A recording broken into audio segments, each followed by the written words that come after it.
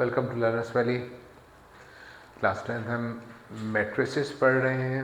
हमने एक लेवल उसका एक स्टेज से हम आगे आए हैं मैट्रिसेस के। हमने मैट्रिसेस को जनरली स्टडी किया और उसके अंदर दो मेन चीज़ें जो हमने देखी, मैं उसको क्विकली रिकैप करना चाह रहा हूँ। उसमें एक तो थी रेक्टेंगुलर मैट्रिक्स थे उसके अंदर,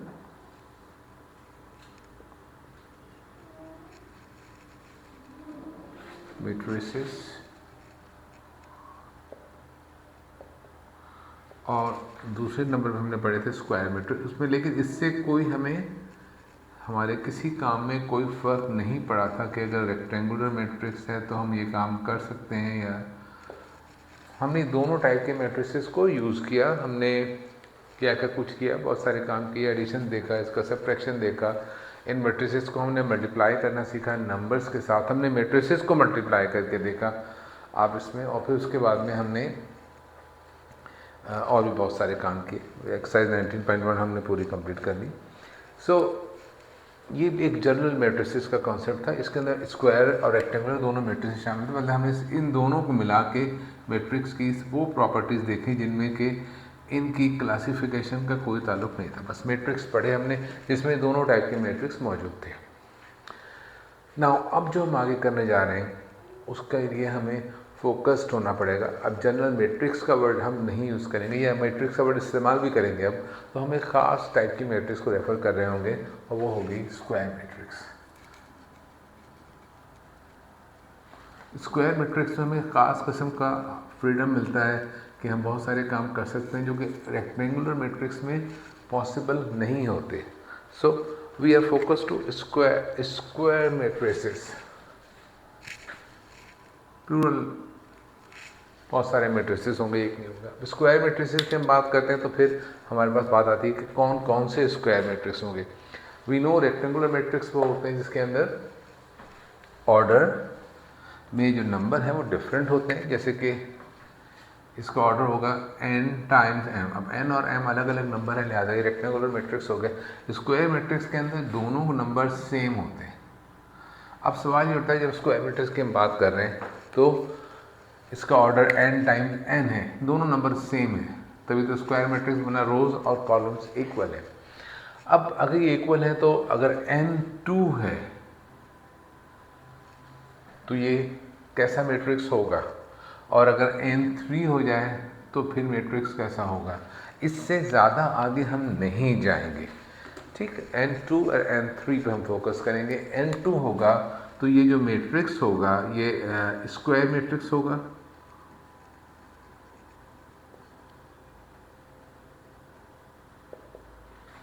ऑफ सेकेंड ऑर्डर, ठीक है। इस मैट्रिक्स को हम लिखना चाहें सिंपल सी शक्ल में लिख सकते हैं A, B, C and D। 4 इसके टोटल मेंबर्स होंगे, इसमें 2 रो होंगे और 2 कॉलम्स होंगे। लेकिन हम 3 वाले ऑर्डर पर जाते हैं जिसमें हम square matrix of third order. और जो थर्ड ऑर्डर का स्क्वायर मैट्रिक्स होता है वो कैसा होता है, कैसा लग सकता है, मैं सिर्फ आपको बताना चाह रहा हूँ। A, B, C, D, E, F, G, H and I। तो 3 रोज और 3 कॉलम है, that is the square matrix of third order. Okay, second को हटा के थर्ड लिख सकते हैं यहाँ पे, ठीक है। सेकंड भी हो सकता है और थर्ड ऑर्डर भी हो सकता है। तो फ़र्क कितना है इन दोनों के अंदर? इसमें 4 टोटल एंट्रीज हैं जबकि इसमें 9 एंट्रीज हैं। अगर हम एक एक एंट्री को अलग अलग हैंडल करना शुरू करें तो ये इसके मुकाबले में डबल से ज़्यादा एंट्रीज रखता है। लिहाजा इसके अंदर जो अमाउंट ऑफ वर्क है वो इससे एक्चुअली मैनी टाइम्स ज़्यादा होता है। हम कुछ भी इसके अंदर करना चाहते हैं इस मैट्रिक्स के अंदर, that will be twice, more than twice difficult. लेकिन मैं अपने एक्सपीरियंस की बेस पे कह सकता हूँ कि 3 और 4 टाइम्स ज़्यादा डिफिकल्ट होगा। This is much easier to handle second order में square matrix than the third order matrix. तो मैं इस स्टेज के ऊपर आके पहले जो हमने काम किया वो रेक्टेंगुलर स्क्वायर मैट्रिक्स से स्टार्ट हुए, then we came to square matrix. और स्क्वायर मैट्रिक्स में हमारे पास 2 तरह के स्क्वायर मैट्रिक्स होंगे जिनको हम हैंडल करेंगे इस क्लास 10 के लिए, second order and third order.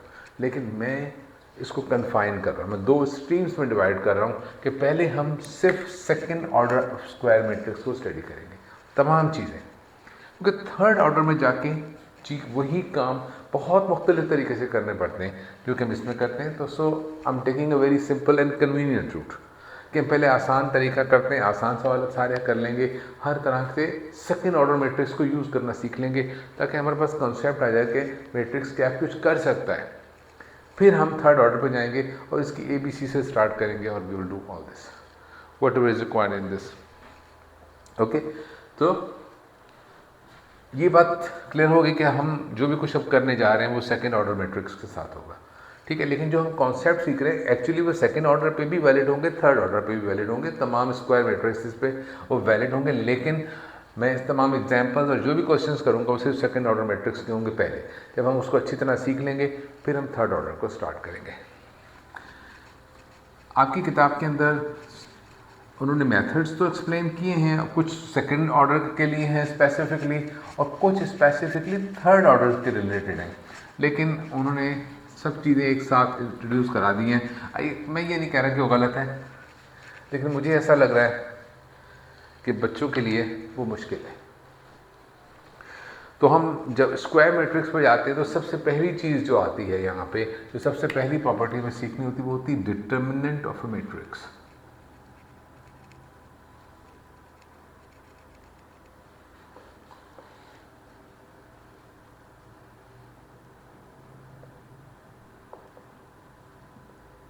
Matrix, एक मैट्रिक्स का डिटर्मिनेंट मालूम करना।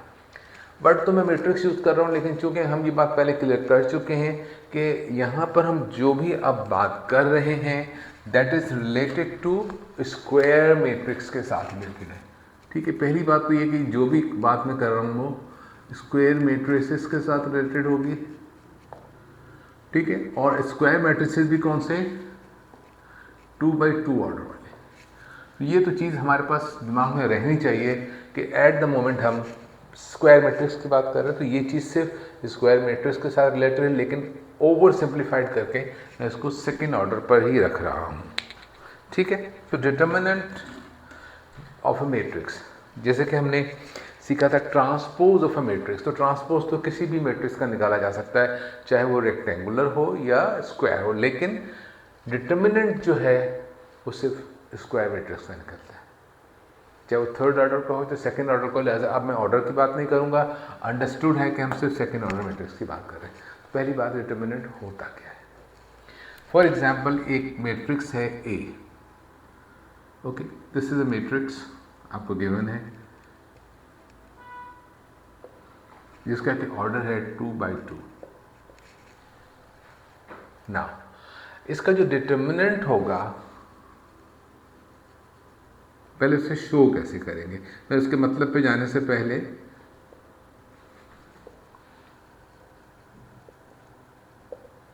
मैट्रिक्स ए उसको शो कैसे करेंगे। तो याद रखिए मैथ्स के अंदर एक निशान होता है जो आम तौर पे डिटर्मिनेंट के लिए इस्तेमाल किया जाता है। डिटर्मिनेंट का मतलब वो ये दो लकीरें लगाई जाती हैं। इस निशान का क्या मतलब होता है? तो इस निशान के बहुत सारे मतलब मैथ्स में होते हैं। इसमें आप लोग जब देखेंगे इसको तो इसका एक मतलब आता है एब्सोल्यूट वैल्यू।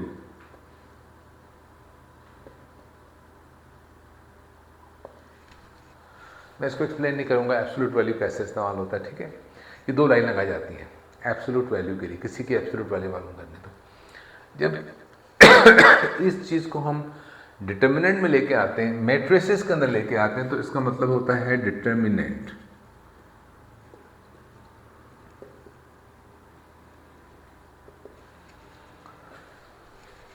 इसके अलावा भी इसके ज्योमेट्री में भी कुछ इस्तेमाल हो सकते हैं, लेकिन मैं फिल वक्त ये वो बात कर रहा हूँ जो कि हमारे सामने है क्लास 9 में।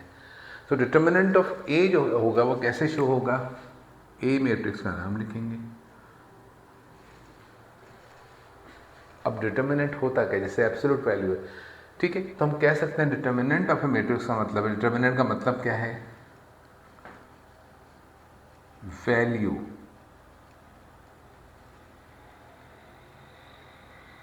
ऑफ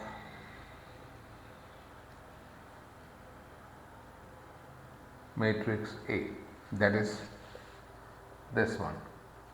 अब इतना सब कुछ लिखेंगे नहीं हम, डिटर्मिनेंट ऑफ ए मैट्रिक्स या वैल्यू ऑफ मैट्रिक्स ए के साथ दो पैरेलल लाइन लगा दीजिएंगे, दो पैरेलल लाइन के अंदर, वर्टिकल पैरेलल लाइंस के अंदर हम ए लिख देंगे, इसका मतलब ए मैट्रिक्स की वैल्यू कैसे निकाली जाएगी, वैल्यू होती क्या है। नॉर्मली जब हम वैल्यू की बात करते हैं तो हमारे दिमाग में सिंपली बीइंग साइंस स्टूडेंट्स हम सोचते हैं वो एक नंबर होना चाहिए, वैल्यू तो नंबर की शक्ल में नापी जा सकती है, लेकिन this is not always necessary.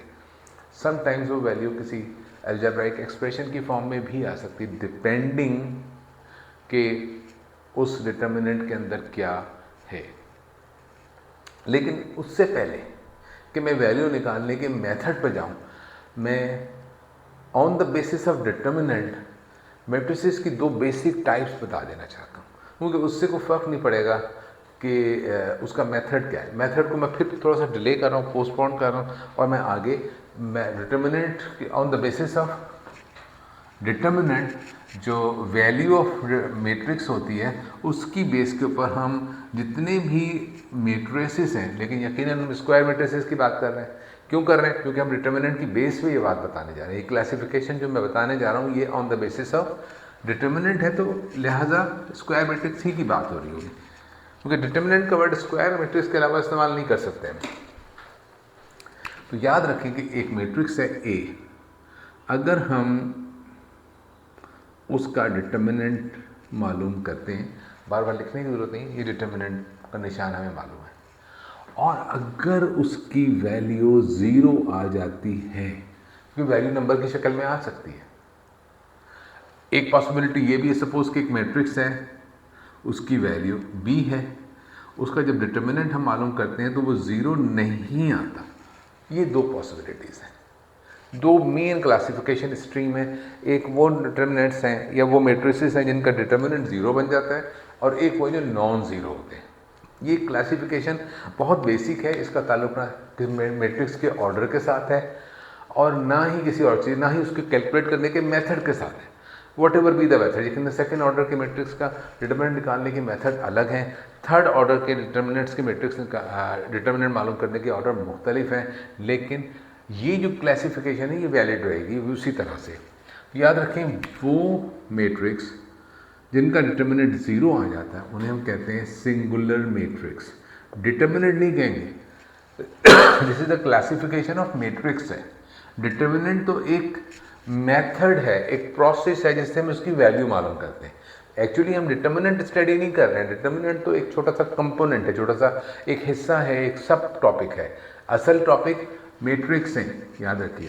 तो ये कहलाएगा सिंगुलर मैट्रिक्स। कौन कहलाएगा सिंगुलर मैट्रिक्स? कौन सिंगुलर मैट्रिक्स होगा? ए सिंगुलर मैट्रिक्स है। एक्चुअल मैट्रिक्स ए है, उसका डिटर्मिनेंट निकाला तो 0 आ गया, तो हम उसे सिंगुलर मैट्रिक्स कहेंगे। ओके, लेकिन जब बी को हमने, बी एक मैट्रिक्स है जिसको हमने डिटर्मिनेंट कैलकुलेट किया तो 0 नहीं आया, कोई भी नंबर आ गया, व्हाट्सोएवर 0 नहीं आया, ठीक है। तो ये श्योर हो गया कि इसकी वैल्यू 0 नहीं है, तो हम इसे कहते हैं नॉन, ये तो बहुत सिंपल सी बात है, नॉन सिंगुलर मैट्रिक्स। ठीक, ये क्लासिफिकेशन मैंने क्यों बताई? क्योंकि इसका किसी भी चीज़ के साथ कोई ताल्लुक नहीं, मैट्रिसेस है और मैट्रिक्स के अंदर स्क्वायर मैट्रिक्स डिटर्मिनेंट की बेस पर इसको हम इस चीज़ को डिसाइड कर सकते हैं कि मैट्रिक्स सिंगुलर है या नहीं है। अब कोई भी मैट्रिक्स है, अगर वो हम ये डिसाइड करना चाह रहे हैं कि वो सिंगुलर है या नॉन सिंगुलर है, तो उसका स्क्वायर मैट्रिक्स होना ज़रूरी है, और स्क्वायर मैट्रिक्स होगा तभी हम डिटर्मिनेंट निकालेंगे। On the basis of determinant या उसकी वैल्यू की बेस पर हम डिसाइड करेंगे कि वो सिंगुलर है या नहीं है। तो लिहाजा ये बात यहीं पर, this is the best time to discuss this thing. Okay, so what we need, determinant होती है कोई चीज़, किसी भी मैट्रिक्स का डिटर्मिनेंट निकलता है, किसी का भी नहीं, स्क्वायर मैट्रिक्स का डिटर्मिनेंट मालूम किया जा सकता है, और अगर वो 0 आ जाए तो वो सिंगुलर मैट्रिक्स होगा, और अगर नॉन 0 आ जाए तो वो नॉन सिंगुलर होगा। ठीक है जी। अब हम फोकस हमारा आ गया वापस, क्योंकि अब हम मेथड्स की तरफ जा रहे हैं, तो हमारा फोकस आ गया वापस सेकंड ऑर्डर मैट्रिक्स पे।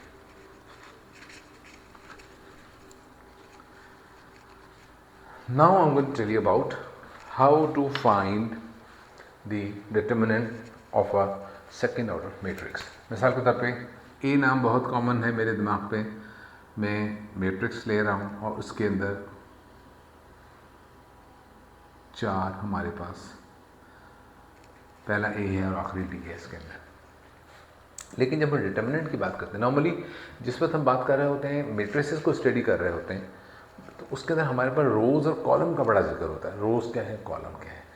लेकिन ये अब हम डिटर्मिनेंट की तरफ जाते हैं तो हमारे पास कॉन्सेप्ट कुछ आगे आ जाते हैं और हम बात करने लगते हैं कॉलम्स की, सॉरी डायगनल्स की। वी टॉक अबाउट डायगनल्स मोर, ठीक है। डायगनल्स का हम बहुत जिक्र करते हैं यहाँ पे।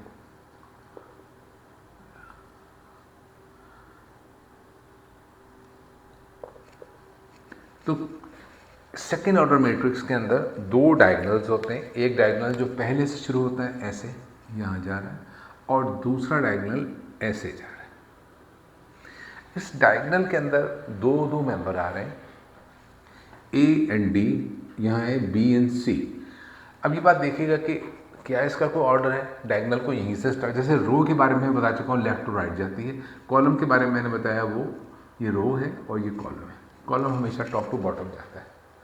लेकिन डायगनल के लिए ऐसी कोई कंडीशन नहीं है कि ये ए और डी ही होगा, ए पहले आएगा डी बाद में आएगा, ऐसी बात नहीं है। बस इस डायगनल में जो एंट्रीज हैं वो सारी की सारी ही काउंट की जाती हैं। तो लिहाजा इस डायरेक्शन का, इस एरो मार्क की कोई इंपॉर्टेंस नहीं है यहाँ पे, इससे कोई फर्क नहीं पड़ेगा। 2 डायगनल्स होते हैं बस। इंपॉर्टेंट बात क्या है, कोई जो डायगनल पहले रो 1 और कॉलम 1 से स्टार्ट हो रहा है उसे हम कहते हैं प्राइमरी डायगनल।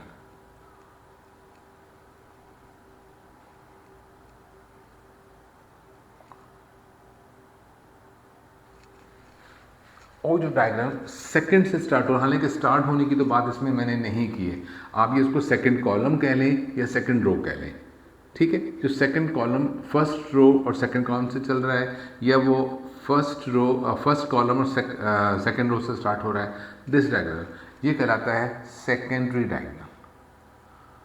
इस टर्म को जानने से कोई बहुत ज़्यादा फ़ायदा हमें हासिल नहीं होता है, लेकिन कहीं ना कहीं हम इससे कोई एडवांटेज उठा सकते हैं।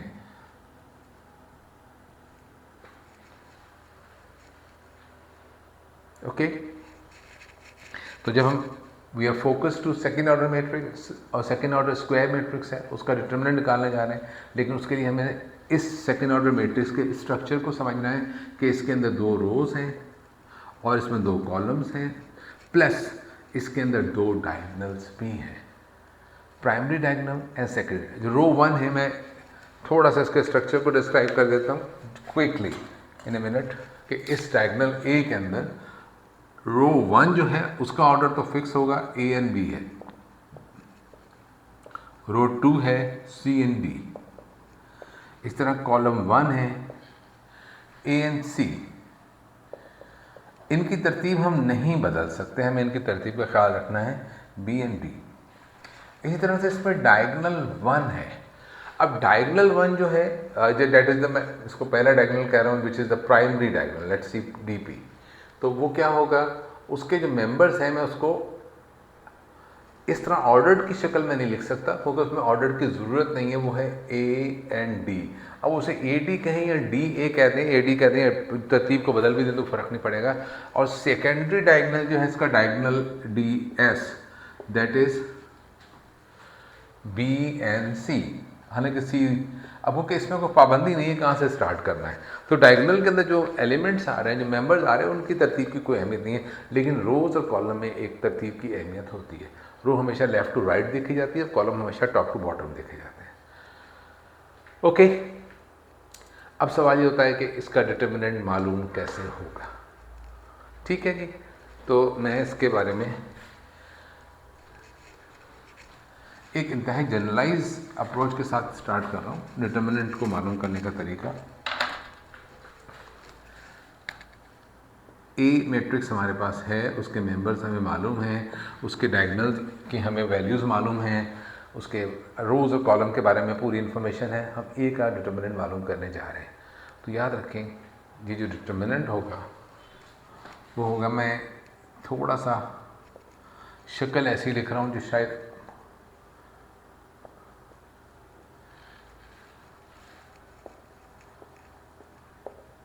ये अननेसेसरीली थोड़ा कॉम्प्लिकेट करके लिख रहा हूँ शक्ल को, लेकिन ये अगर इस शक्ल को हम फॉलो करेंगे तो हमारा एरर से बचे रहेंगे। मेरा मेन कंसर्न ये है कि बच्चे को हम ऐसा मेथड दें कि वो एरर से बचे। जब वो इंडिपेंडेंट काम कर रहा है तो उससे गलती ना हो। अगर हम उंगली पकड़ के चला रहे हैं तो हम रास्ता दिखा देंगे, लेकिन हम उसको ऐसा टूल दे दें कि वो खुद ब खुद चलता रहे तो उससे गलती ना हो, फिर वो खुद समझ जाएगा कि गलती क्या चीज़ होती है, कैसे गलती से बचना है। तो गौर कीजिएगा यहाँ पे क्या है, ए और डी ये प्राइमरी डायगोनल है, ये प्राइमरी डायगोनल की वैल्यूज़ हैं दोनों, लेकिन मैंने दोनों को अलग-अलग ब्रैकेट में लिखा है। इसकी कोई ज़रूरत नहीं है इस स्टेज पे। अगर मैं चाहता खाली A D minus B C लिखता बात समझ में आ जाती, लेकिन मैंने अलग अलग लिखा है कि दोनों एंट्रीज अलग अलग रहेंगी। ये सारी एंट्रीज कौन सी हैं, जो प्राइमरी डायगोनल से आ रही हैं, और ये दोनों एंट्रीज जो हैं ये सेकेंडरी डायगोनल से आ रही हैं। ये दोनों डायगोनल, प्राइमरी डायगोनल में से हम सेकेंडरी डायगोनल की वैल्यूज़ की प्रोडक्ट को माइनस कर रहे हैं।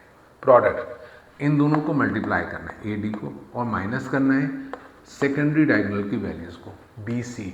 मैंने सी डी भी लिख सकते, सी बी भी लिख सकते हैं, एक ही बात है, चाहे बी सी लिख दें। मैंने ए को पहले डी को बाद में लिखा है, चाहे तो डी को पहले लिख के ए बाद में लिख दें, कोई फ़र्क नहीं पड़ेगा। लेकिन जो प्राइमरी की दोनों वैल्यूज़ हैं मल्टीप्लाई होंगी।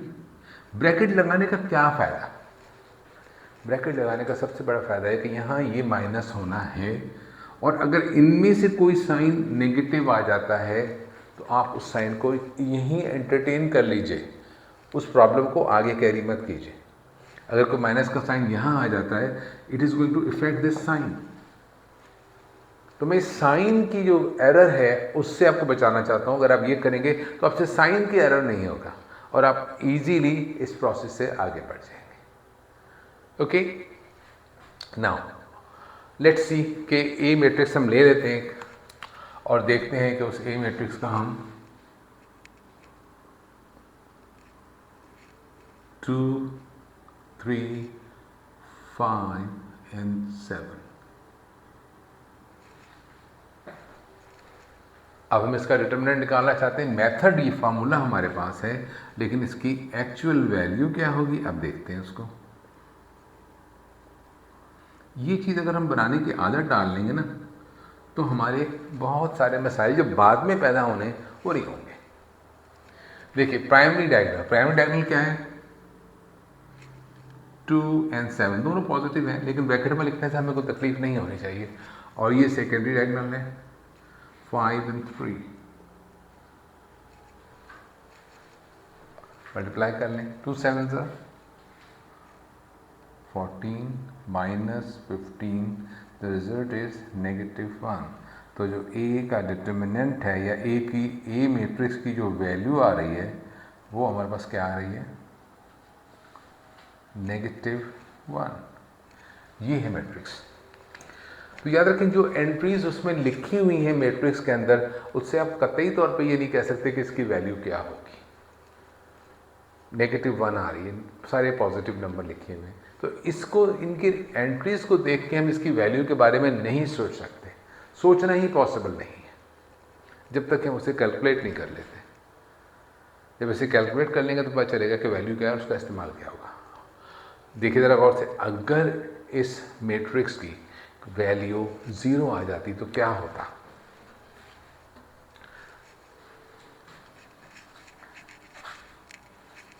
मैं एक मैट्रिक्स ले रहा हूं यहां पे, उसका नाम रख रहा हूं B.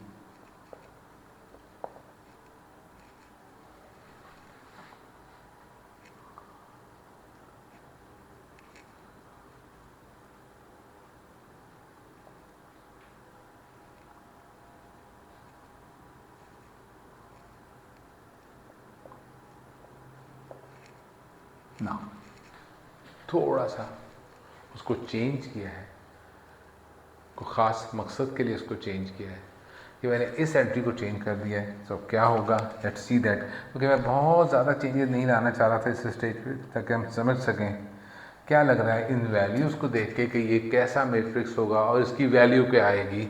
So let's see that now.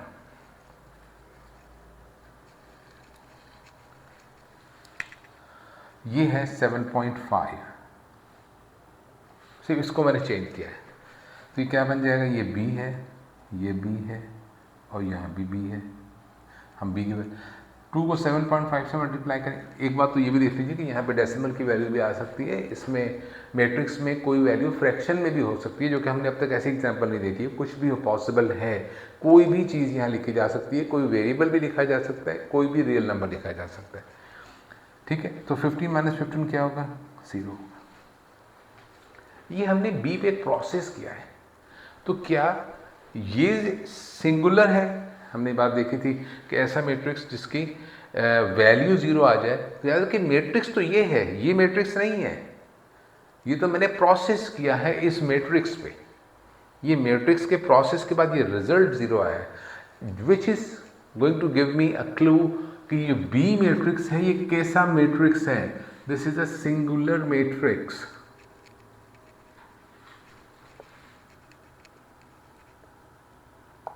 Okay, जबकि इससे पहले मैंने ए को कैलकुलेट किया था, ए हमारे पास था, इसको भी बी कर देना चाहिए। At the moment we are talking about B only. Okay, जबकि ए जो था, डिटर्मिनेंट ऑफ ए हमने कैलकुलेट किया था, वो वैल्यू आई थी -1। -1 का मतलब ये 0 नहीं है, तो ए कैसा मैट्रिक्स है? ए को हम कहेंगे, ए जो है ये A matrix, A not this determinant, A matrix. A is a non-singular matrix.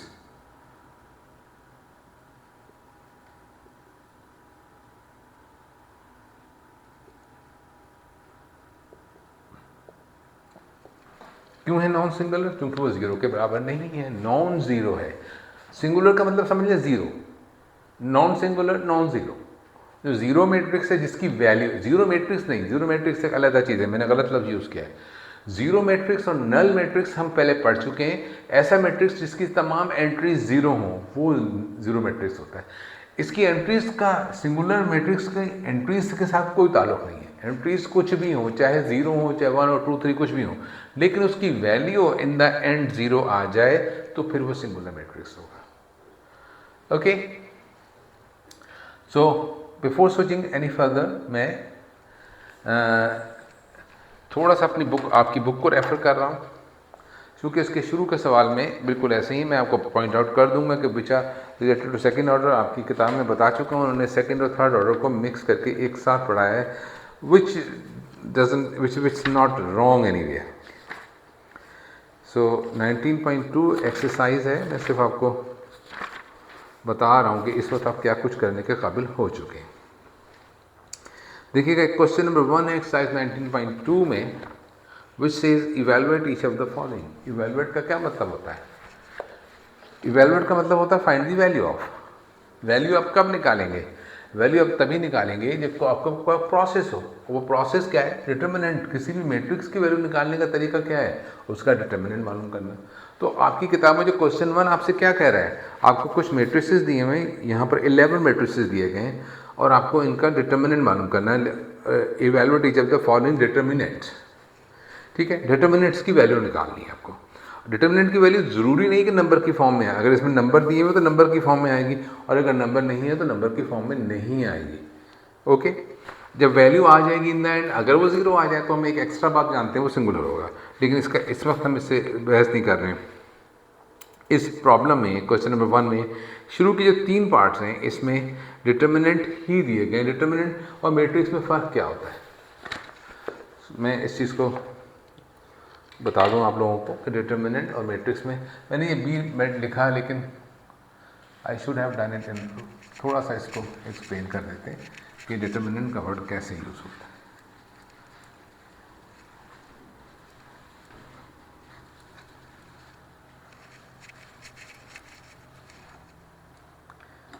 देखिए, मिसाल के तौर पे ये ए मैट्रिक्स है और हम ए डिटर्मिनेंट मालूम करना चाहते हैं, तो एक्चुअली हम क्या करते हैं कि जो ए मैट्रिक्स है उसको डिटर्मिनेंट की फॉर्म में लिख देते हैं कि ए बी सी डी। ये इस चीज़ को शो कर रहा है, ये ए मैट्रिक्स है जो इस शक्ल में। अब ये ए मैट्रिक्स नहीं रहा, अब ये डिटर्मिनेंट ए बन गया है। तो फिर इसको लिखने का तरीका क्या होगा? तरीका वही होगा जो ये सिंपल सा, कि हम ये ब्रैकेट्स के बजाय यहाँ पे एब्सोल्यूट वैल्यू वाली लाइन लगाएंगे। बस ये डिटर्मिनेंट हो गया। इसके आगे क्या करना है, इसके आगे का तरीका हम देख चुके हैं, वो क्या है, A D minus B and C. अगर इसी को रखें तो क्या होगा, ये हो जाएगा A D minus B C.